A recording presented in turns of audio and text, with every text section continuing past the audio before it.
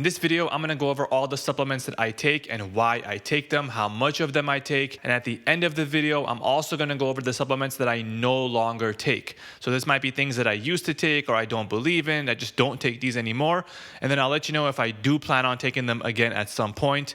But let's get started with the supplements that I take currently. Now, the first one we're gonna go over is a good quality multivitamin. Now, you can get these from reputable supplement brands like Thorne or Now or Pure Encapsulations. These are all very good brands with good quality multivitamins. You don't want to kind of mega dose these multivitamins. You don't want to take huge amounts of them because that's just gonna make it more expensive, and you necessarily don't really need that high of doses. I make my own multivitamins because I'm a pharmacist and I can do some compounding. So I can buy the powder versions of these supplements and then I dose them based on my blood results because I have done a very comprehensive vitamin and mineral blood test. I've tested all my B vitamins, vitamin C level, vitamin D level, vitamin K level, magnesium, calcium, iron, things of that nature. I've also tested my omega-3, which I will get into a little bit later. So because I've done a vitamin and mineral blood test, I have an idea of what my levels are from my diet. So I'll know that, a particular diet or how I'm eating in the last few months, it has not caused an increase in, let's say, vitamin B2 or B5 or something like that. I am deficient in those, for example, let's just say. I will know to supplement with a higher dose vitamin for that so that I can make sure that I'm not deficient and getting a good amount of it in my system. So for me, the main ones that I am deficient in is most of the B vitamins. I'm just not getting enough of them in my diet. So that is something that I supplement with. I put that in my supplement blend. I also take a high dose of vitamin D at 5,000 units a day. And this is because I just don't get much sunlight, and my vitamin D has always been low, usually below 25 or 30 nanograms per deciliter. So I'm focusing on getting my vitamin D up with 5,000 units per day. I also take a high dose of magnesium, around 150 milligrams. And the reason for that is because I have restless leg syndrome. I kind of suffer from that if I don't take enough magnesium. So that has really helped my restless legs. And also, it's greatly improved my sleep. I've noticed that my sleep quality has improved on the days and nights that I take magnesium glycinate. And so in terms of the forms of magnesium that I prefer, I just said it, is magnesium glycinate. I've never taken magnesium threonate. That is one that I will try in the future. But I have taken magnesium oxide and citrate and malate and all those ones, and glycinate seems to sit well best with me, and I feel the best when I'm on magnesium glycinate. So for me, a big supplement that I take every single day is a multivitamin to fill in those nutritional gaps I may have based on my diet. I just might not be getting enough vitamins and minerals, so I want to make sure that my vitamin and mineral levels are great at baseline, and I can do that by taking a good quality multivitamin. Now, the second thing I take is protein. I take a whey protein. And the reason for this is because I weigh 150 pounds, so I want at least around 120 grams of protein per day.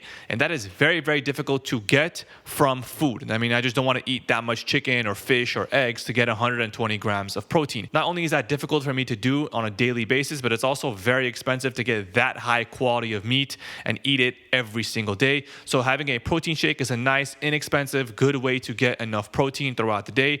And how much protein I'll get in the day matters on how much protein I've already had. So my shake matters on how much protein I've ate that day. Some days I'll eat more protein than others, so maybe I'll have one shake one day or two shakes another day or 1.5 or whatever, depending on how much protein I've had. And the way that I know how much protein I've had is I track my calories and my carb, protein, and fat intake using Chronometer, which is a free app that you can use to kind of input what you are eating, and it'll kind of tell you how much carbs, protein, fat, calories, micronutrients, all that good stuff. It'll tell you in a nice detailed way how much is in each thing. So from there, you can get an idea of how many carbs you're eating, how much protein, how much fat.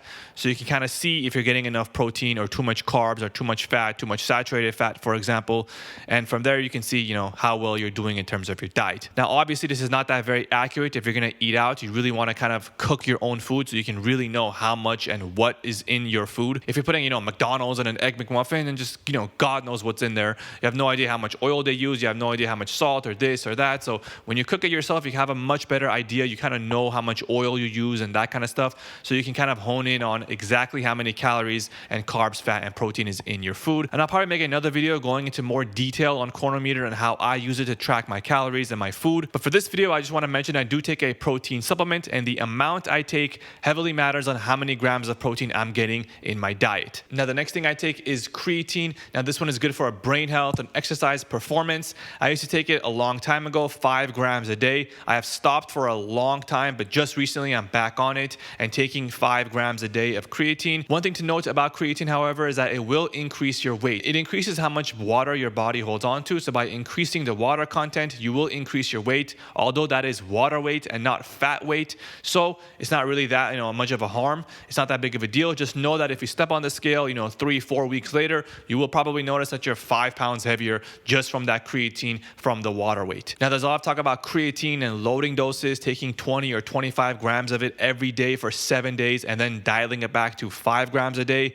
I did that before, a few years ago when I was taking creatine. This time around, I'm not doing that. I'm just doing 5 grams a day every single day because there really isn't any benefit to loading your creatine initially. You'll just have to take a little bit longer to get your creatine stores up.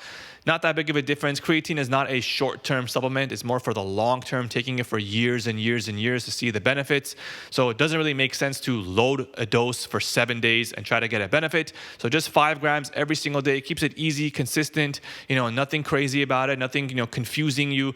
Very, very simple. 5 grams a day, that is all. Now, those first three, the multivitamin, the protein, and the creatine, are things that I take every single day. And this last one is a stress relief, and I don't take this every single day, only when I kind of feel like I need it. The contents of it are 100 milligrams of magnesium glycinate, 100 milligrams of L-theanine, and 100 milligrams of ashwagandha. Now, this I only take if I feel it's necessary, depending on the day or the night. Very, very rarely do I take it, but it is something that's kind of in there. It's in the stack just to have, just in case. It does help with sleep and mood and kind of calming me down. So that is something that I wanted to mention, but it's not something that I take every single day. The 3 supplements that I take every single day are multivitamin, creatine, and protein. Now let's go on to the supplements that I no longer take. I used to take fish oil every single day. I no longer take it. Now, you might be wondering, why wouldn't you take fish oil? It has a lot of benefits. It's very, very good for you. And you're right. Fish oil, EPA, and DHA are extremely beneficial. I'm not refuting those facts. I'm not going against it. But I get enough EPA and DHA and omega-3s from my intake of fish, so I don't need to supplement with an additional fish oil supplement. Now, how I know I have enough omega-3 fatty acids in my blood level is by taking a blood test. I've done a blood test and it's shown that my omega-3 index is at 8.5%, I believe, and that is pretty good. Anything above 8% is ideal. However,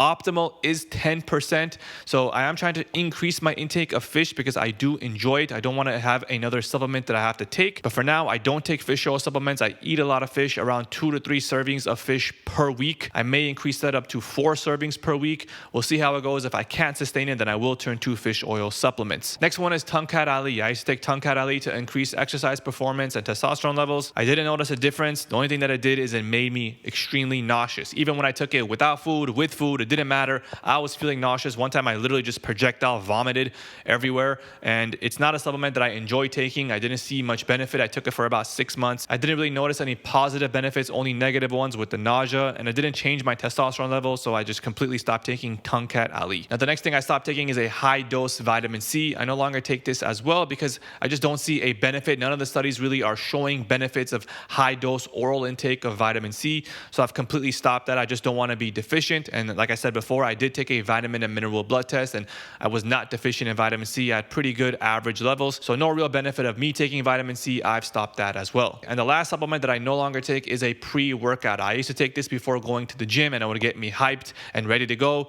No longer doing that. It just kind of made me not sleep. It kind of just made me feel very jittery. I didn't like it. I didn't like the feeling. I haven't been taking it for at least 4 to 5 years. So I just kind of muster up the energy myself to go to the gym and to train on my own. I don't really need a pre-workout anymore. So that's a list of all the supplements that I take and the ones I no longer take. Please leave a comment on what supplements you guys currently take or what you stopped taking because of new information that you got, or there just wasn't really any benefit or side effects.